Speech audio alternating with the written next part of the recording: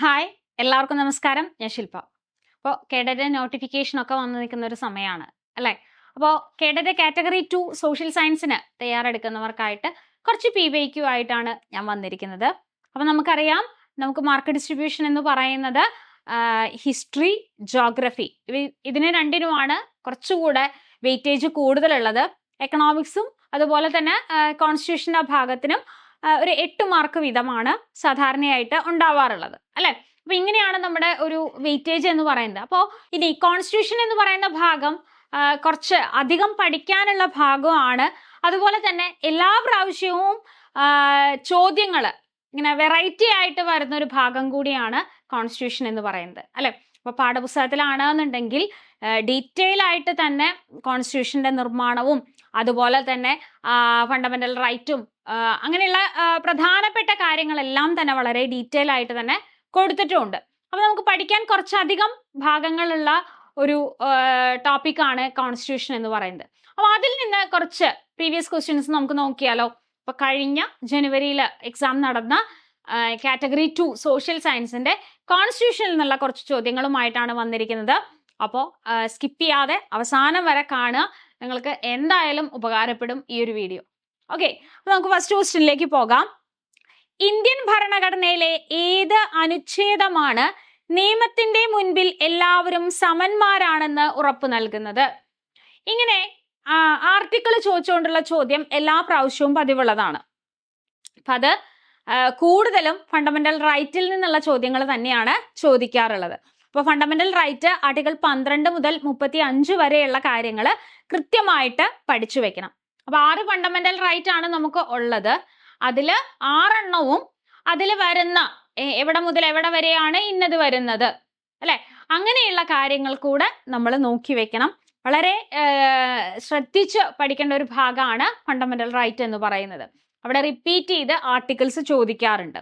അപ്പൊ ഇവിടെ നോക്കിയേ, നിയമത്തിന്റെ മുൻപിൽ എല്ലാവരും സമന്മാരാണെന്ന് ഉറപ്പു നൽകുന്ന ആർട്ടിക്കിള് ഏതാണ്? ഏതാണ് ആർട്ടിക്കിള്? ആർട്ടിക്കിൾ 14 പറയുന്നത് അല്ലെ? ആർട്ടിക്കിൾ 14 പറയുന്നത് സമത്വത്തിനുള്ള അവകാശം എന്ന് പറയുന്ന ഭാഗത്ത് 14 മുതൽ 18 വരെയാണ് സമത്വത്തിനുള്ള അവകാശം എന്ന് പറയുന്നത്. അപ്പൊ അവിടെ നിയമത്തിന്റെ മുൻപിൽ എല്ലാവരും സമന്മാരാണ് എന്ന് പറയുന്നതാണ് ആർട്ടിക്കിൾ 14. ഇനി ആർട്ടിക്കിൾ 15 എന്തിനെ കുറിച്ചിട്ടാ പറയുന്നത്? ഡിസ്ക്രിമിനേഷൻ പാടില്ല അല്ലെ? എന്താണ്? ജനിച്ച സ്ഥലം, ജാതി, മതം, നിറം ഇതിന്റെയൊക്കെ പേരിൽ ഡിസ്ക്രിമിനേഷൻ പാടില്ല എന്ന് പറയുന്നതാണ് എന്ത്? ആർട്ടിക്കിൾ 15 പറയുന്നത്. ഇനി ആർട്ടിക്കിൾ 16 എന്തിനാ പറയുന്നത്? പബ്ലിക് എംപ്ലോയ്മെന്റിൽ ഈക്വൽ ഓപ്പർച്യൂണിറ്റി പറയുന്നതാണ് ആർട്ടിക്കിൾ 16 അല്ലെ? Then article 17. ആർട്ടിക്കിൾ 17 എന്താ? വളരെ പ്രധാനപ്പെട്ടതാ, ഒരുപാട് പ്രാവശ്യം ചോദിച്ചിട്ടുള്ള ഒന്നാണ് ആർട്ടിക്കിൾ 17. എന്തിനെതിരെയുള്ളതാണ്? ഐത്തത്തിനെതിരെ, അൺടച്ചബിലിറ്റിക്ക് എതിരായിട്ടുള്ള അല്ലെങ്കിൽ അത് നിരോധിച്ചുകൊണ്ടുള്ള ആർട്ടിക്കിൾ ആണ് ആർട്ടിക്കിൾ 17. അപ്പൊ അത് മഹാത്മാഗാന്ധി കി ജയ് എന്ന് പറഞ്ഞുകൊണ്ടാണ് അത് പാസ്സാക്കിയെന്നും പറയുന്നുണ്ട് അല്ലെ? അതും ചോദിച്ചിട്ടുണ്ട് മുൻകാലങ്ങളിൽ. അപ്പോൾ ആർട്ടിക്കിൾ 17 പ്രാധാന്യമുള്ളതാണ്. അപ്പൊ ഇവിടുത്തെ ഉത്തരം ആർട്ടിക്കിൾ 14. പക്ഷെ ഓപ്ഷനിലുള്ള മറ്റ് 3 കൂടി നിങ്ങൾ നോക്കി വെക്കുക. 14 എന്താ പറയുന്നത്? നിയമത്തിന്റെ മുൻപിൽ എല്ലാവരും സമന്മാരാണ്. ഓക്കെ, അടുത്ത ചോദ്യം. ഒരു ലോകസഭാ അംഗമാകുന്നതിനുള്ള ഏറ്റവും കുറഞ്ഞ പ്രായപരിധി. ഒരു ലോകസഭാ അംഗമാകുന്നതിനുള്ള ഏറ്റവും കുറഞ്ഞ പ്രായപരിധി 25, 23, 27, 30. ഏതാണ്? 25 വയസ്സാണ് അല്ലെ? ലോക്സഭയിലേക്ക് മത്സരിക്കണമെങ്കിൽ 25 വയസ്സ് പൂർത്തിയായിരിക്കണം അല്ലെ? അങ്ങനെയല്ലേ നമ്മൾ പറയാ. അതുപോലെ തന്നെ സംസ്ഥാന നിയമസഭകളിലേക്ക് മത്സരിക്കണമെങ്കിലോ 25 വയസ്സ് പൂർത്തിയായിരിക്കണം. സംസ്ഥാന നിയമസഭയിലേക്ക് മത്സരിക്കാനായിട്ട്, ലെജിസ്ലേറ്റീവ് അസംബ്ലിയിലേക്ക് മത്സരിക്കണമെങ്കിൽ 25 വയസ്സ് പൂർത്തിയായിരിക്കണം. അപ്പൊ അങ്ങനെയാണെന്നുണ്ടെങ്കിൽ പ്രധാനമന്ത്രിയാകാനുള്ള ഏറ്റവും കുറഞ്ഞ പ്രായം എത്രയാണ്? 25 വയസ്സാണ് അല്ലെ? ഒരു ലോക്സഭാംഗമാണ് എങ്കിൽ അദ്ദേഹത്തിന് പ്രധാനമന്ത്രിയാകാം അല്ലെ? അപ്പോ ലോക്സഭയിലോ രാജ്യസഭയിലോ അംഗമായാൽ മതി. ഇവിടെ ലോക്സഭയിലാണെന്നുണ്ടെങ്കിൽ എന്താണ്? 25 വയസ്സ് മതി. അപ്പൊ ഒരു പ്രധാനമന്ത്രി ആകാൻ ഏറ്റവും കുറഞ്ഞ പ്രായപരിധി എത്രയെന്ന് ചോദിച്ചു കഴിഞ്ഞാൽ അത് 25 ആണ്. അതുപോലെ തന്നെയാണ് മുഖ്യമന്ത്രിക്കും. അല്ലെ? ഒരു സംസ്ഥാനത്തെ മുഖ്യമന്ത്രിയാകാൻ വേണ്ട ഏറ്റവും കുറഞ്ഞ പ്രായപരിധി എത്രയാണ്?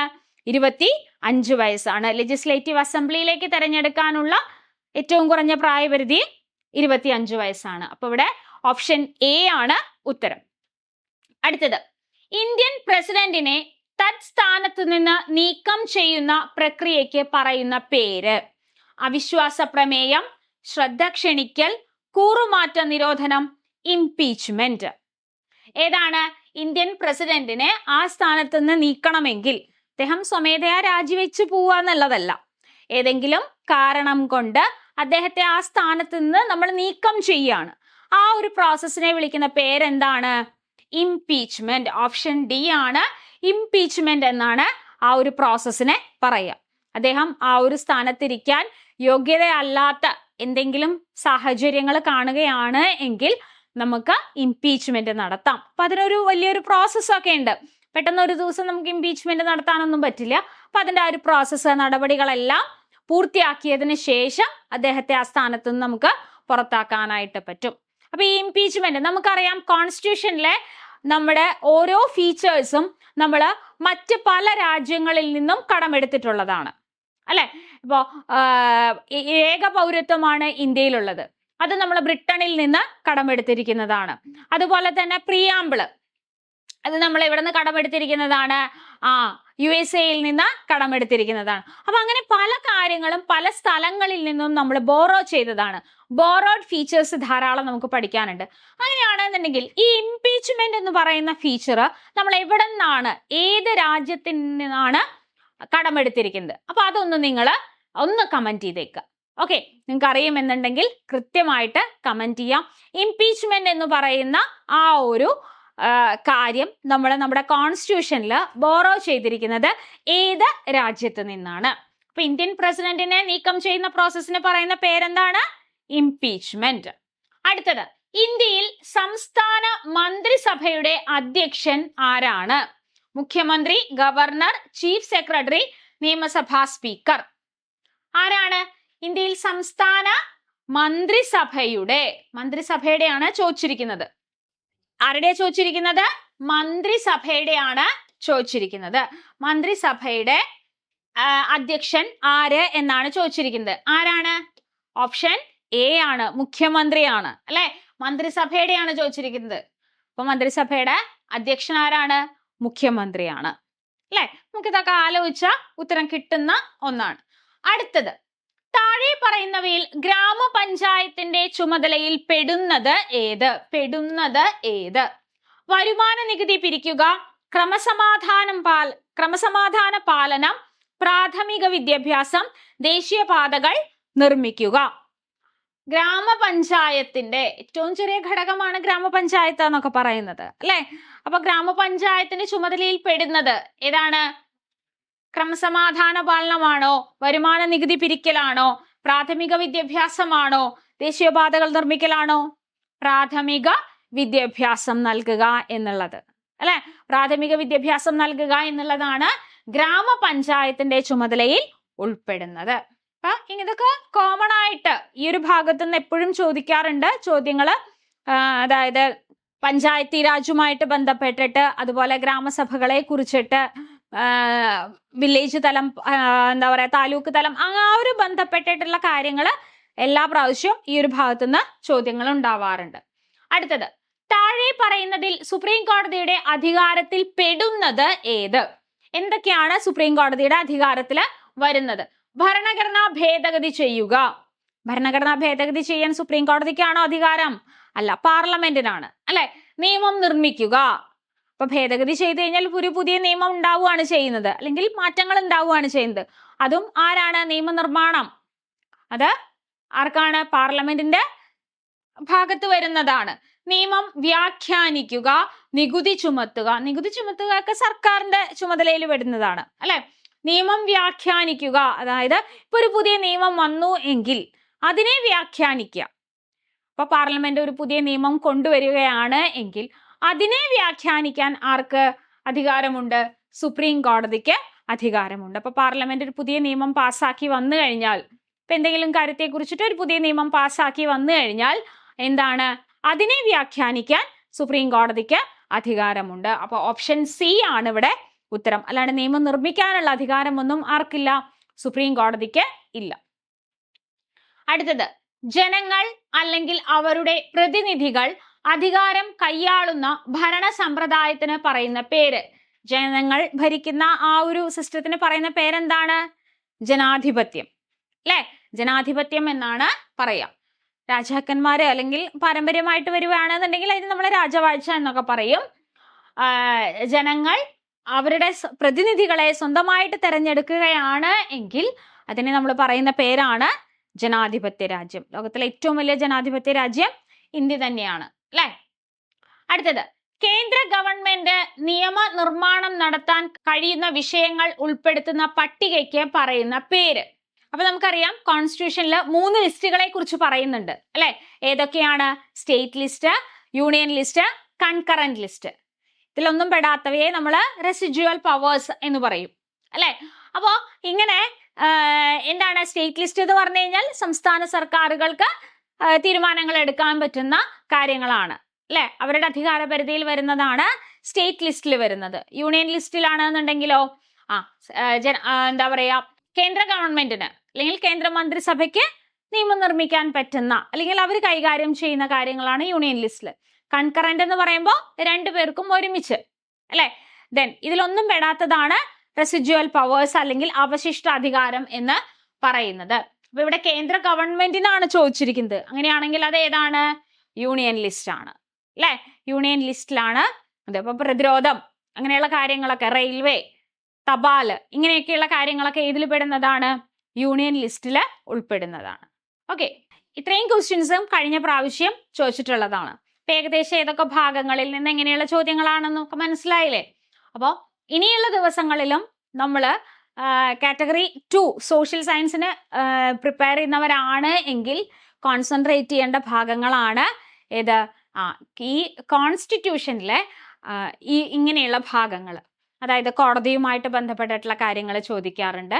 അതുപോലെ തന്നെ അധികാരങ്ങളുമായിട്ട് ബന്ധപ്പെട്ട് ഇതുപോലെ നമ്മൾ കണ്ടില്ലേ, ജനാധിപത്യം, രാജവാഴ്ച, സ്വേച്ഛാധിപത്യം, ഇതൊക്കെ എന്താണ്, അങ്ങനെയുള്ള കാര്യങ്ങൾ.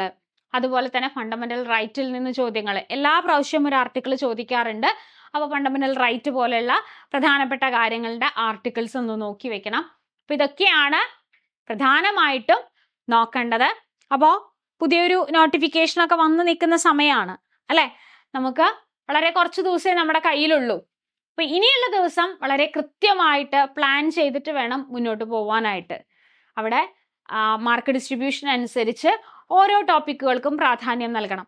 60 മാർക്കാണ് നിങ്ങൾക്ക് സോഷ്യൽ സയൻസ് ഉള്ളത്, അല്ലെ?